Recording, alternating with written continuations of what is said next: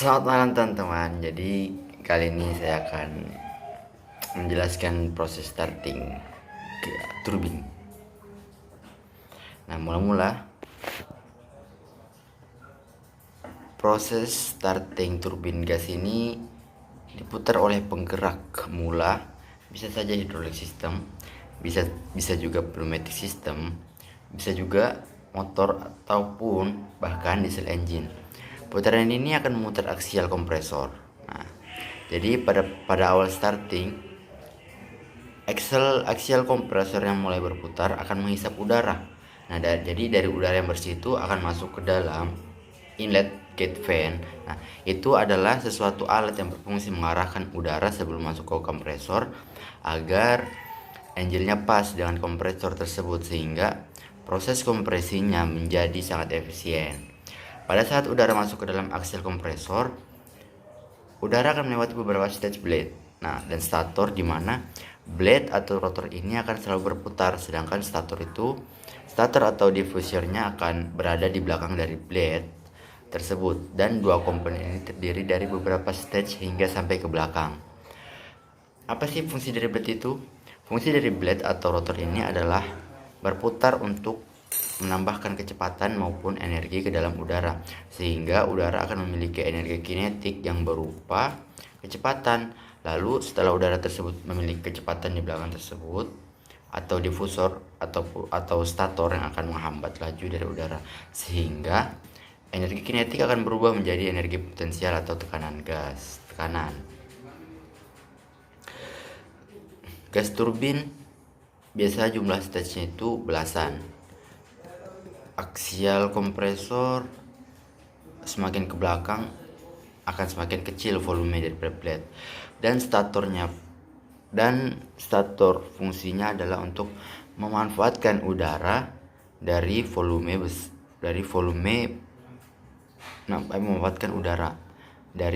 besar menuju volume kecil, sehingga pada akhir dari proses dari aksial kompresor udara akan memiliki tekanan yang tinggi berdasarkan pressure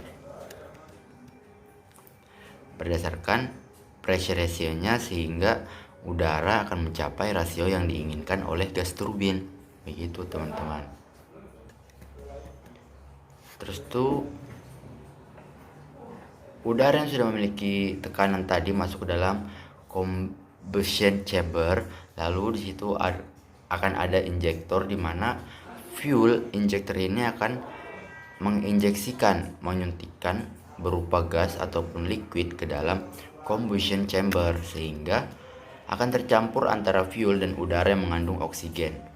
Pada saat awal starting gas turbin, engine masih diputar oleh penggerak mula, maka di situ ada igniter. Igniter ini anggaplah busi yang akan membersihkan percikan sehingga membuat pembakaran awal akan terjadi pembakaran. Nah, ini dapat terjadi akibat adanya oksigen. Bahan bakar dan juga sumber panas yaitu adalah igniter di dalam combustion chamber. Setelah pembakaran ini terjadi akibat dipicu oleh igniter, pembakaran ini akan terus-menerus terjadi tanpa ada percikan dari igniter lagi, sehingga singkatnya igniter hanya bertindak pada saat proses starting. Proses pembakaran ini dapat mencapai 1000 derajat Celcius yang mengakibatkan gas ekspansi secara massal dengan volume yang berlipat-lipat dan berkecepatan tinggi.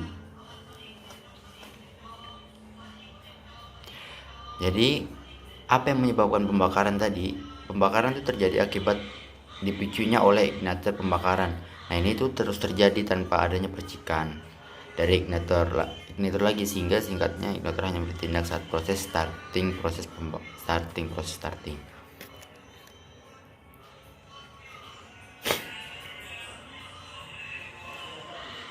Kemudian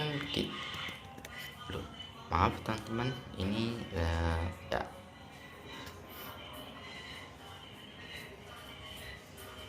Lalu gas panas yang berkecepatan tinggi ini akan mencoba untuk keluar dari pembakaran tersebut dan bertemu dengan nozzle fan yang berfungsinya mirip dengan inlet gate fan yang mengarahkan gas hasil pembakaran tadi sesuai dengan angle dari power turbine power turbin gas panas dengan kecepatan tinggi. Ini layaknya tuh diarahkan dan ditembakkan oleh nozzle menuju power turbin, dan inilah yang akan memutar turbin setelah melewati power turbin. Pertama dia akan bertemu lagi dengan nozzle fan, diarahkan lagi, menembakkan step selanjutnya, dan begitu terus hingga beberapa stage. Dan umumnya biasa power turbin ialah 3 stage sehingga setingkatnya energi panas dari gas pembakaran tersebut dirubah oleh power turbin menjadi energi gerak. Nah, kita perlu ingat bahwa power turbin ialah suatu poros dengan kompresor aksial di depan, sehingga pada saat power turbin yang diputar oleh gas hasil pembakaran, maka kompresor tersebut akan juga ikut berputar pada saat RPM tertentu sudah dicapai. Maka starting ataupun penggerak mulai yang awal startingnya dan digunakan untuk menghasil kompresor sudah tidak dibutuhkan lagi teman-teman, sehingga gas turbin engine akan dapat menopang energi aksial kompresornya sendiri, dan pembakaran terjadi secara stimulansia atau continuously, sehingga kita mendapat starting yang sukses, di mana power turbin akan memberikan energinya kepada kompresor untuk mengkompresi pembakaran dan energi tersebut. Nah, untuk mengkompresi pembakaran, energi tersebut itu akan dipakai untuk memutar aksial kompresor juga. Tentu saja energi pembakaran tersebut sangatlah melimpah melebihi daripada energi yang dibutuhkan untuk memutar kompresor, sehingga kita bisa menggunakan energi hasil pembakaran tersebut yang berupa pertama putaran dari turbin untuk kita gunakan memutar barang-barang yang lebih berguna, seperti memutar generator untuk menghasilkan listrik khususnya dengan single, ataupun memutar pompa maupun kompresor sentrifugal multistage untuk keperluan pengiriman. Tentu saja lebih cocok menggunakan gas turbin engine. Dan pesan singkat cerita, gas buang yang sudah keluar dari combustion chamber tadi akan masuk ke dalam proses pembuangan. Nah, itu akan menuju ke dalam exhaust dan kita akan membuangnya ke udara atau atmosfer. Untuk efisiensi dari gas turbin engine ini sendiri hanyalah mencapai 25-40%. Untuk efisiensi termodinamikanya jika dibandingkan dengan steam turbin yang mampu mencapai 30-60% efisiensi. Namun, beberapa perusahaan besar melakukan inovasi untuk meningkatkan efisiensi gas turbin engine ini dengan cara melakukan kombinasi cycle yang mampu mencapai 60%, yang seperti diklaim oleh Mitsubishi, ataupun efisiensi yang mencapai 62% yang diklaim oleh perusahaan General Electric Bicycle ini sendiri. Nah, singkat ceritanya untuk memanfaatkan dari hasil gas buang pembakaran yang masih bersuhu 450 derajat Celcius pada ceropong ataupun bagian exhaust dari gas turbin ini. 450 derajat inilah yang dimanfaatkan untuk membangkitkan steam, dan steam ini akan menggerakkan turbin dengan menggunakan HSR Heat Recovery Steam Generator, sehingga gas turbin engine menopang steam turbin seperti itu teman-teman. Nah, mungkin itu saja yang bisa saya penjelasan yang saya dapat setelah saya menonton video itu. Seperti itu, kurang lebihnya saya mohon maaf. Semoga bermanfaat. Wassalamualaikum warahmatullahi wabarakatuh.